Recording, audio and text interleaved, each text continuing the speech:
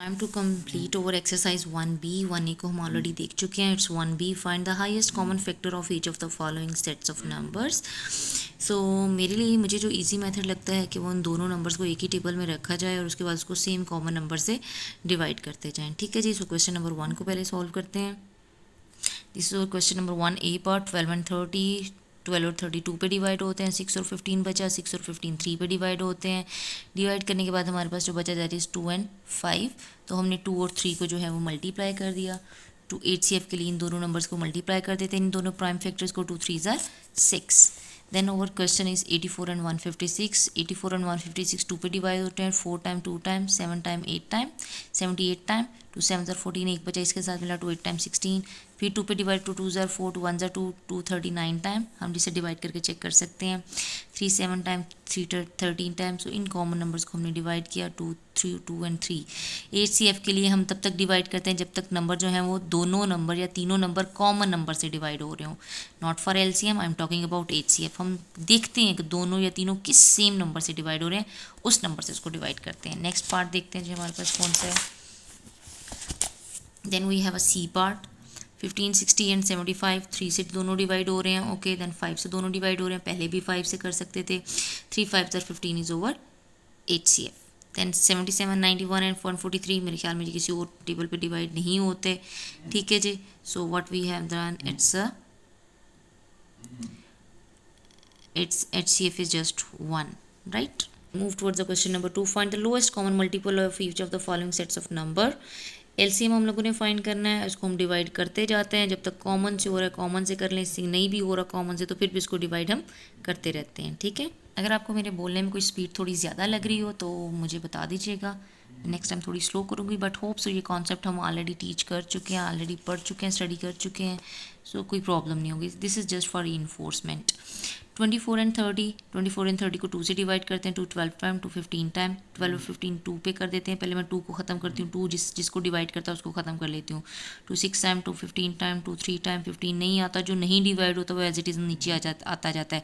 इसमें कोई प्रॉब्लम नहीं है कि कॉमन नंबर से ही करना है या नहीं करना है. It's not a big deal for LCM. 3 1s are 5 3 5 time 5 1 time. और उसके बाद हमने कितने 2 हैं 1 2 3 2 cube multiply by 3 multiply bye 5 multiply करेंगे तो हमारे पास LCM आ जाएगा. नेक्स्ट 42 and 64 2 से डिवाइड हुआ 21 टाइम 2 31 टाइम. फिर 3 से हो जाएगा जी 2 1 2 3 1 भी हो गया. 77 with 7 फिर 7 से हो गया और फिर 11 से हो गया.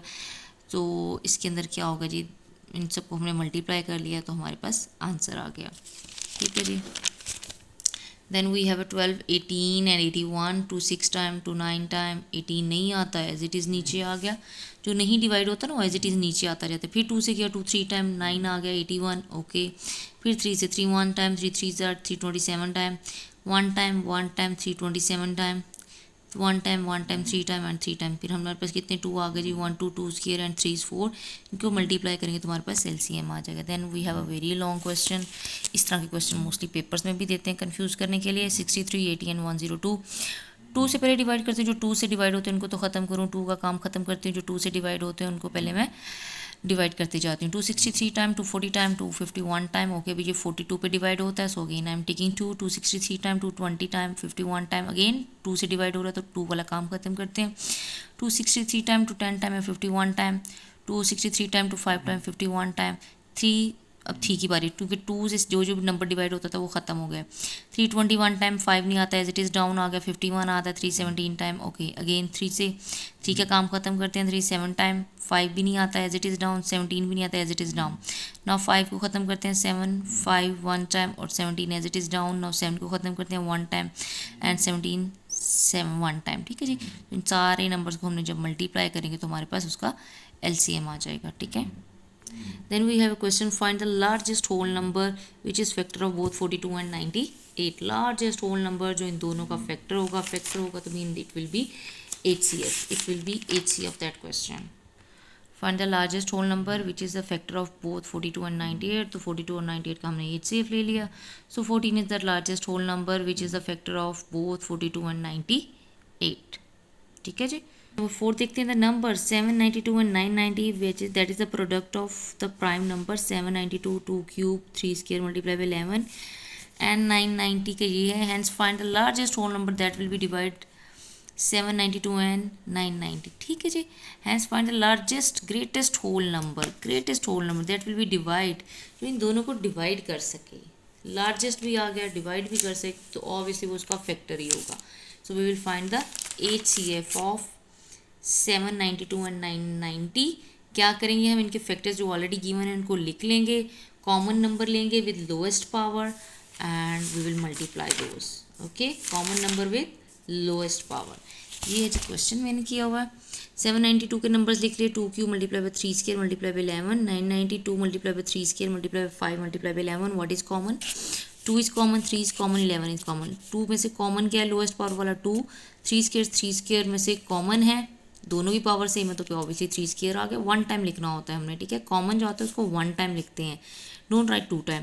11 and 11 common, so it's 11, so हमने इसको मल्टीप्लाई करेंगे तो hope so answer is 198। Move to now question number 5। The number 176 and 342 written as the product of their factors, 176 is 2 4 multiplied by 11 and 342 is 2 multiplied by 3 square multiplied by 19. Find the smallest whole number that is divisible by both. ठीक है जी, ऐसा number जो divisible हो इन दोनों number का, यानी कि ये दोनों नंबर्स को डिवाइड कर सकें, ऐसा छोटा नंबर हमने फाइंड करना है, ठीक है। तो इसके लिए एलसीएम के लिए मैंने फिर बताती हूँ, एलसीएम के लिए हम क्या करते हैं, common with highest power with uncommon. LCM के लिए हम क्या करते हैं जी, common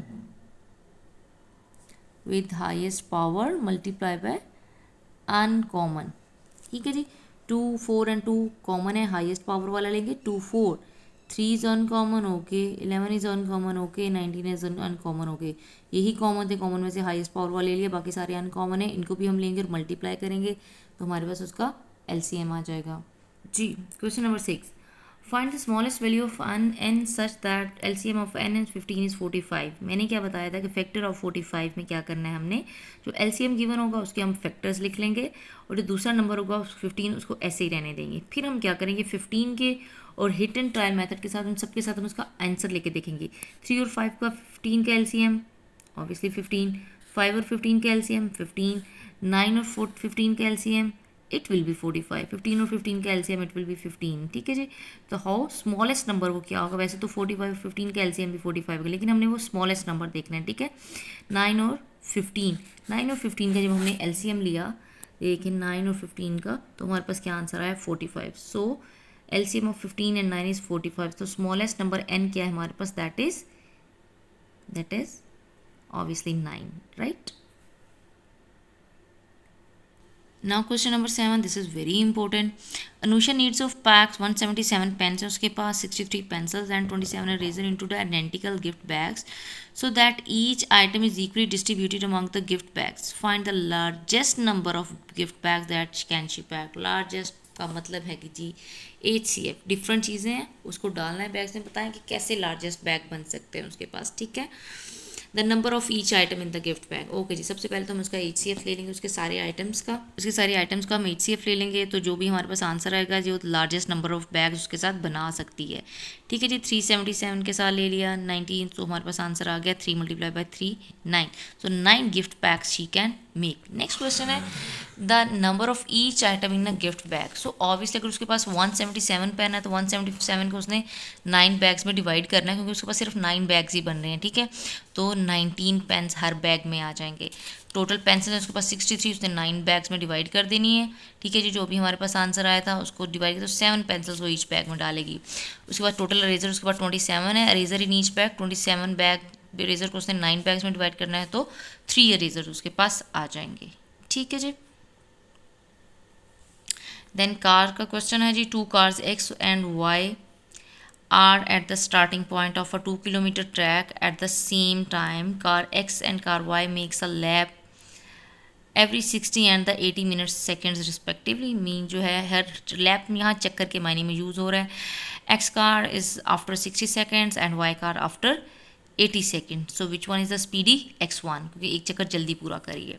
question G, how long in the second it will both the cars will be back at the starting point at the same time. वही बात है जहाँ पर लैप्स दे दिया है, गैप दे दिया किसी चीज़ का, ठीक है जी, डिफरेंस दिया हुआ है चीज़ों का, तीन चीज़ें एक साथ करी हो, कब इकट्ठी एक पॉइंट पे आएंगी, it will be for the LCM, right. हमने 60 और 80 का LCM लिया है जी. यू कैन टेक LCM लेना हमें बहुत अच्छे से आता है, बस ये था कि what we are going to do, we will take the LCM. तो LCM इनसे लेगा 240.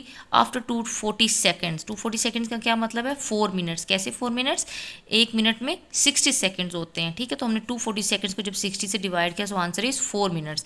सो आफ्टर 420 सेकेंड्स और 4 minutes both will be back at the starting point. Then they're saying how long in the minutes will it take for the faster car to be 5 laps ahead of the slower car. ठीक है जी. अब वो एक lap ahead है इन 4 minutes में, एक lap ahead है in the 4 minutes में, ठीक है जी.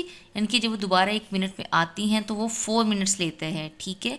तो 5 लैप्स के लिए क्या करेंगे? 4 मल्टीप्लाई बाय 5, ठीक है जी. तो it take 20 minutes, right. Okay जी, this is our question number 8 second part. This is our exercise 1B. जो सारे मोस्ट इंपॉर्टेंट क्वेश्चन थे वी हैव डन अल्हम्दुलिल्लाह. Practice at home and tell me कि कैसा लगा ये सब, ठीक है. So almost with in 11 to 12 minutes we have completed over one exercise 1B's all important question. Thank you.